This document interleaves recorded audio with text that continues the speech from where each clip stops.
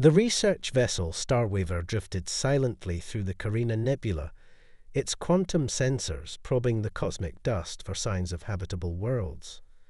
Commander Rayna Patel stood at the observation deck, her dark eyes reflecting the distant stars as she reviewed the day's readings.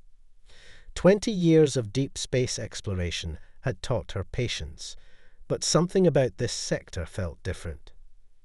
"Commander," Lieutenant Kai Zhang's voice crackled through the ship's comm system. "We're picking up an unusual signal. It's like nothing we've ever encountered." Rayna made her way to the bridge, where holographic displays showed a pulsing pattern of energy emanating from a nearby star system. The signal didn't match any known human broadcast patterns, nor did it align with any natural astronomical phenomena they'd documented. "Analysis?" she asked, studying the intricate wave patterns. Dr. Nikolai Volkov, their xenolinguist, leaned forward in his chair, his weathered face illuminated by the displays. "It's definitely artificial, but the complexity suggests a level of technology far beyond our current capabilities.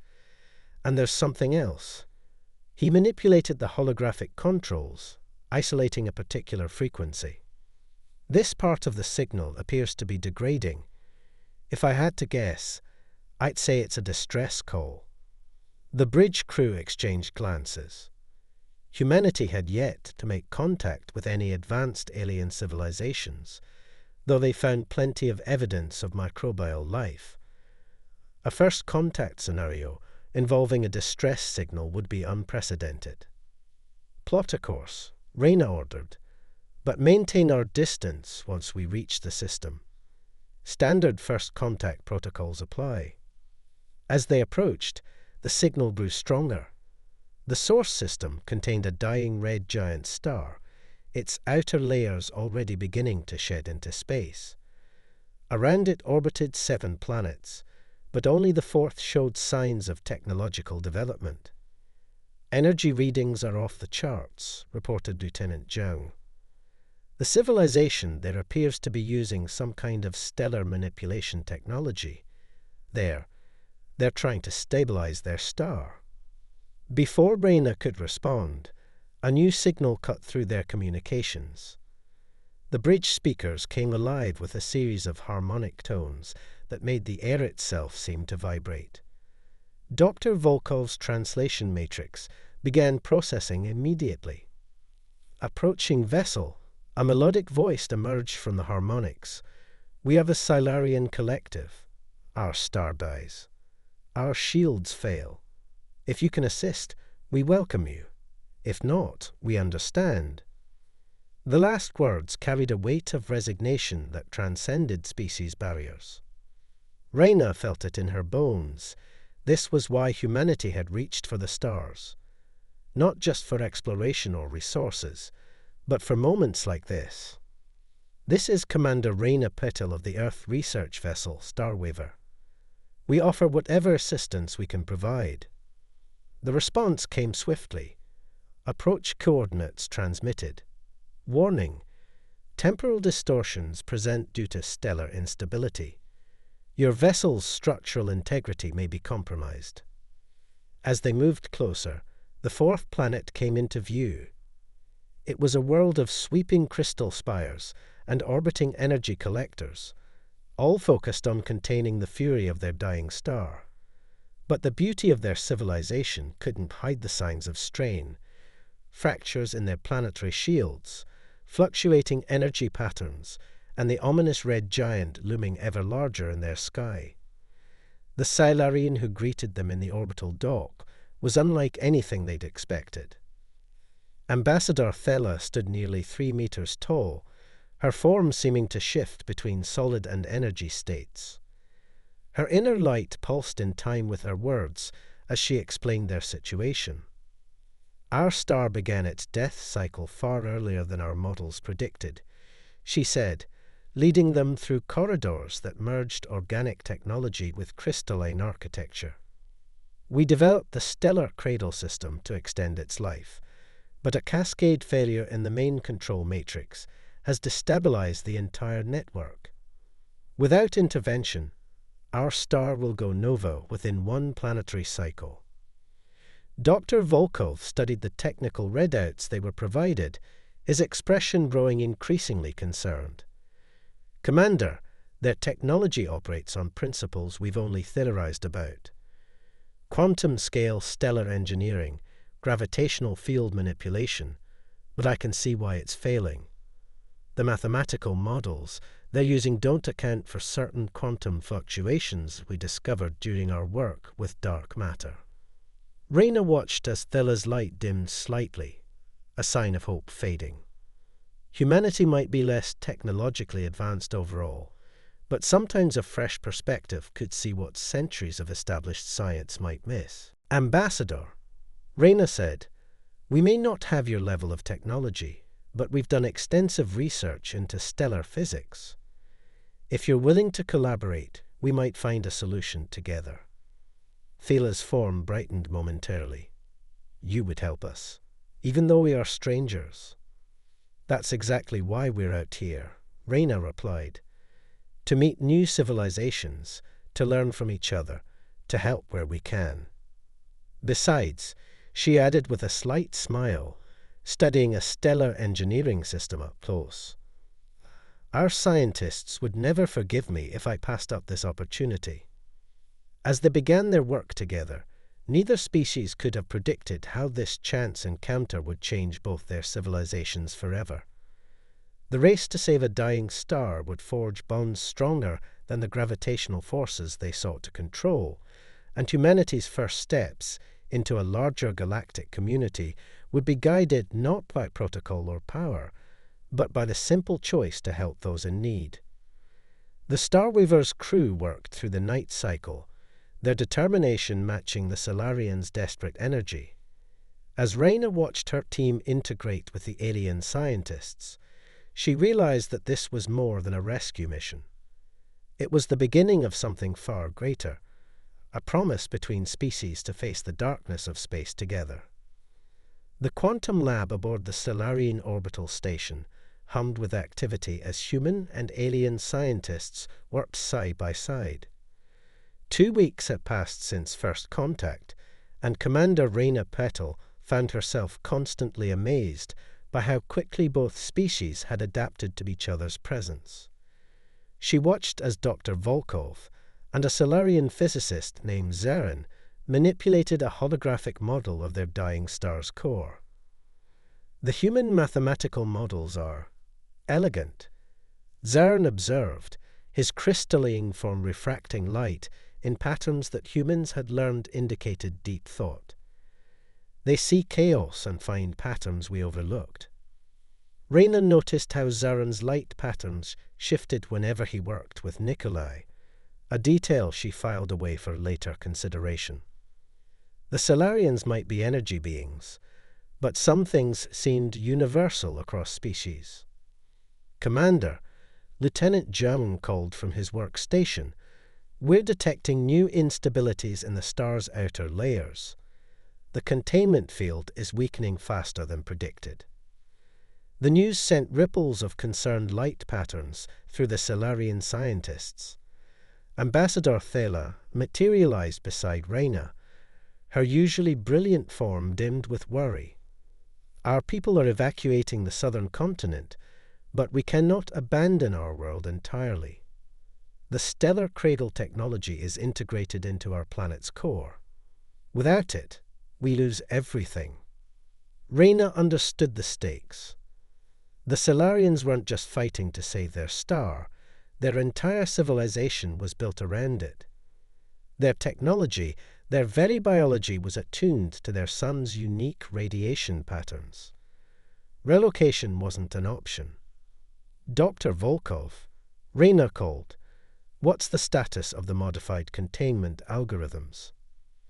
Nikolai looked up from his work, his eyes bright with the intensity of discovery.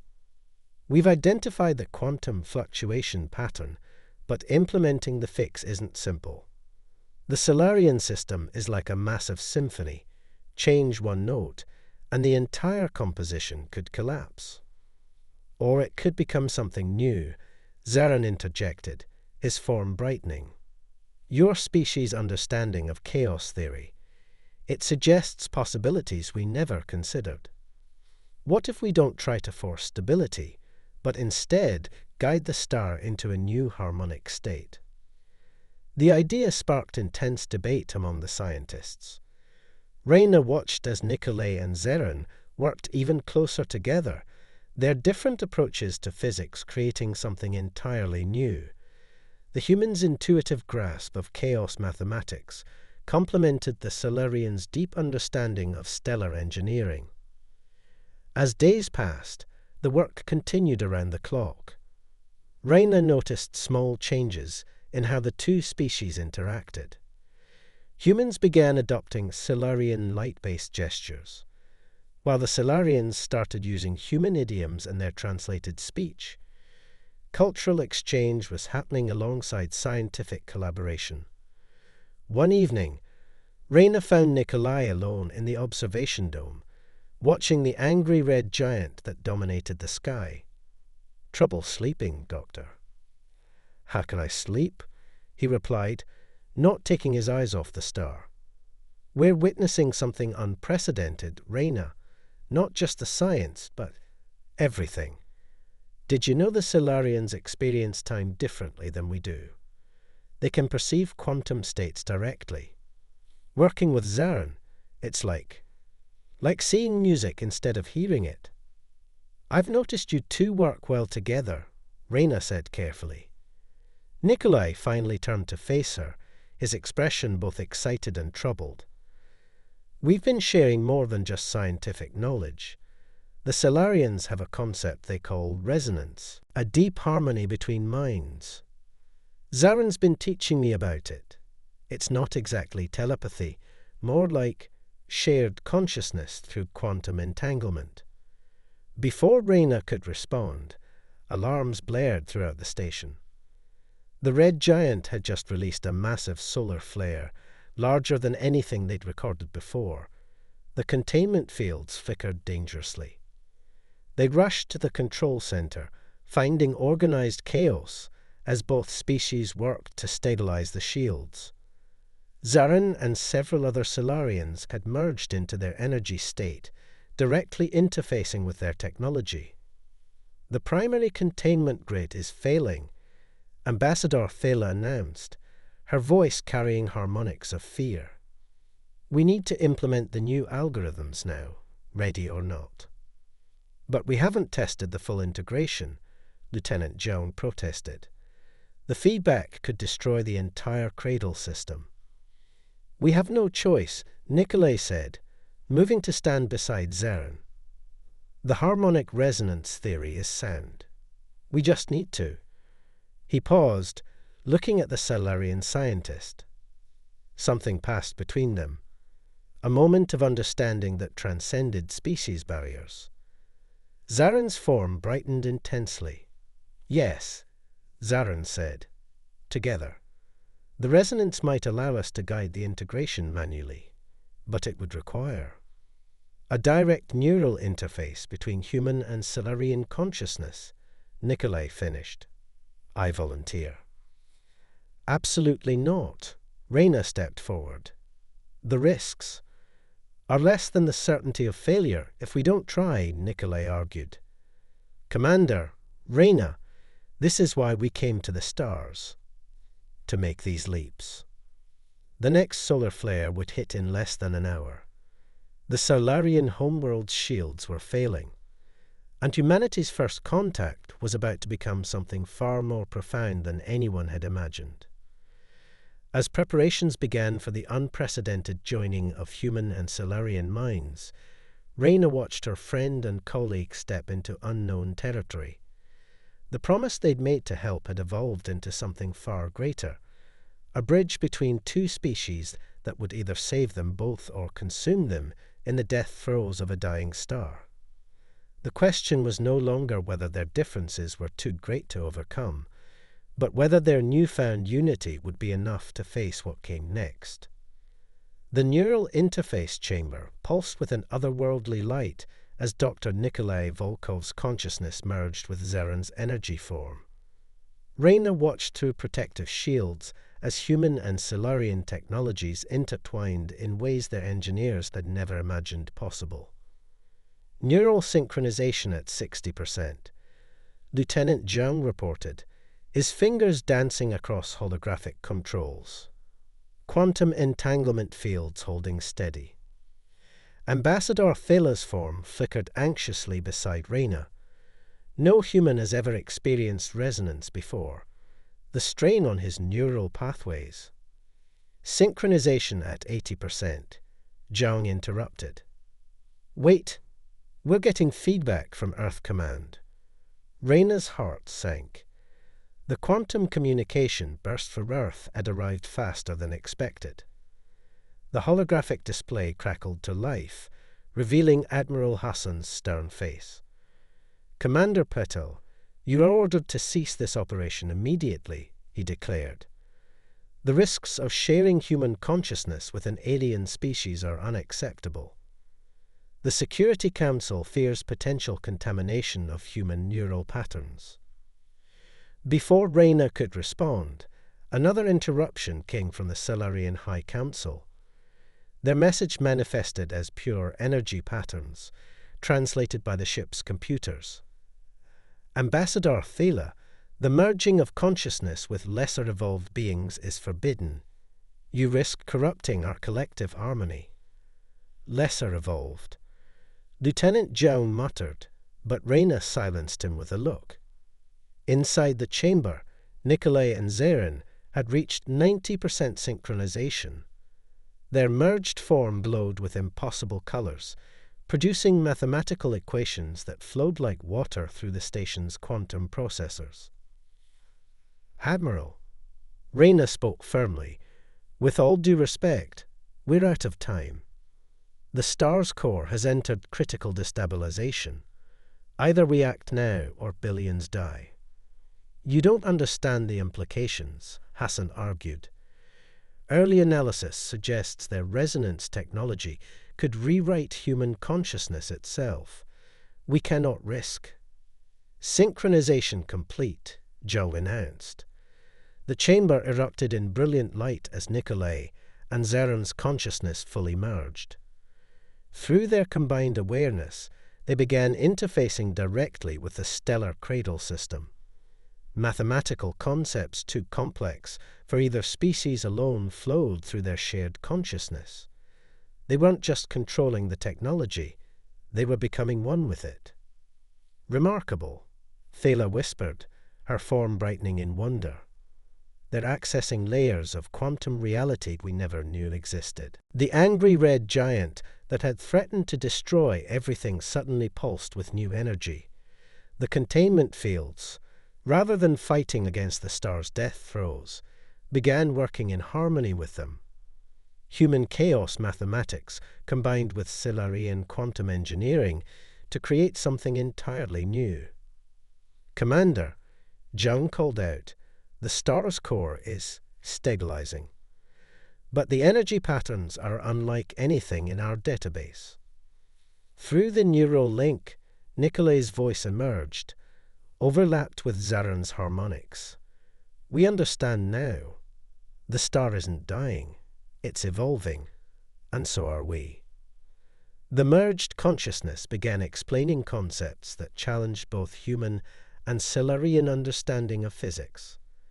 They spoke of quantum threads connecting all consciousness, of harmonic patterns in space-time itself that both species had glimpsed but never fully grasped. Admiral Hassan's hologram sputtered with interference. Commander Patel, if you don't terminate this experiment immediately, you'll face court-martial. At the same time, the Solarian High Council threatened Thela with exile. But something extraordinary was happening that transcended political concerns. The star's violent red glow began to shift, taking on a steady, brilliant blue-white radiance. The quantum containment fields weren't just holding. They were transforming, creating a new type of stellar engineering that drew upon both human and Solarian insights. Admiral, Reyna said calmly, I suggest you look at the data we're transmitting. This isn't just about saving one civilization anymore. What we're witnessing could revolutionize our understanding of the universe itself. Inside the chamber, the merged consciousness continued their work, weaving quantum fields into patterns that stabilized not just the star, but the very fabric of space around it. They were creating something unprecedented, a hybrid technology that could only exist through the cooperation of both species. But as the immediate crisis passed, new challenges emerged. The neural interface had changed both Nikolai and Zarin in fundamental ways.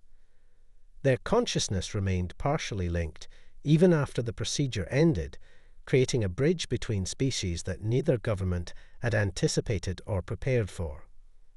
"I can still feel it," Nikolai said weakly as medical teams attended to him. "The quantum threads. They've always been there. We just couldn't see them before." Zarin's form pulsed in agreement. Our peoples were meant to find each other. The universe itself conspires to create connections. As Reyna helped her friend to his feet, she realized that the real challenges were just beginning. They had saved the Solarian star and potentially discovered principles that could revolutionize both civilizations. But the political fallout from this unprecedented merger of minds would create shockwaves that neither species could ignore. Earth Command demanded Nikolai's immediate quarantine and return for study. The Solarian High Council called for the severing of all ties with humanity.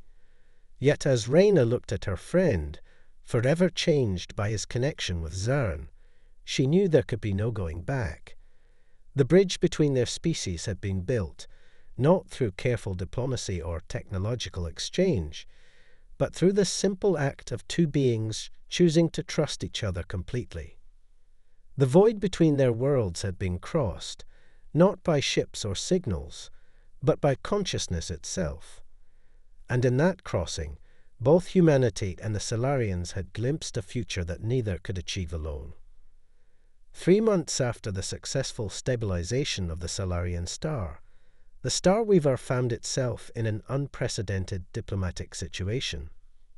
Quarantined by both Earth Command and the Solarian High Council, the ship maintained orbit around a neutral point between both civilizations' territories.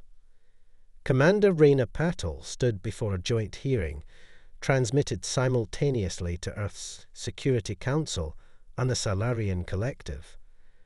The neural link between Dr. Volkov and Zarin cannot be safely severed, she explained. Their consciousness has become quantum entangled at a fundamental level. Then they must be contained, Admiral Hassan's voice boomed. The contamination is not contamination at all. Nikolai interrupted, his voice carrying subtle harmonics they hadn't possessed before. He and Zarin stood together, their energies visibly intertwined even across space. What we've discovered goes beyond either of our species' understanding. The quantum consciousness we share, it's revealing patterns in the universe itself. Through their shared consciousness, Nikolai and Zarin had begun decoding ancient stellar patterns that suggested something extraordinary. Both humans and Solarians had been guided to this meeting by forces older than either civilization. As political tensions rose, the Star Weaver's sensors detected something impossible. Quantum signatures matching the original Solarian distress signal, but coming from Earth's solar system. The signal was billions of years old, embedded in the quantum structure of space itself. Lieutenant Jones' analysis confirmed what Nikolai and Zarin had sensed.